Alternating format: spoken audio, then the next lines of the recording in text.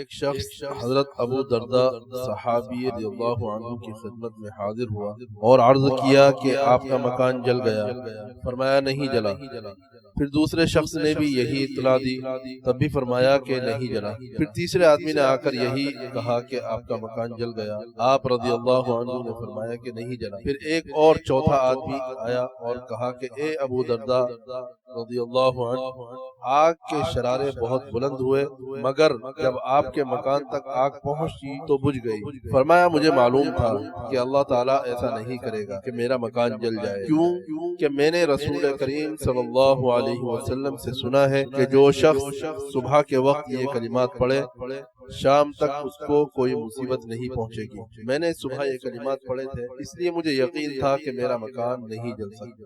وہ کلمات یہ ہیں: اللہم انت ربی لا الہ الا انت علیک توکلت وانت رب العرش الکریم ما شاء الله كان ولم يشأ لم يكن ولا حول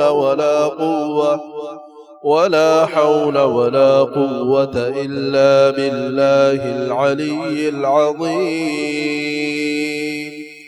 أعلم أن الله على كل شيء قدير وأن الله قد أحاط بكل شيء علما اللهم إني أعوذ بك من شر نفسي ومن شر كل دابة أنت آخذ بناصيتها إن ربي على صراط مستقيم۔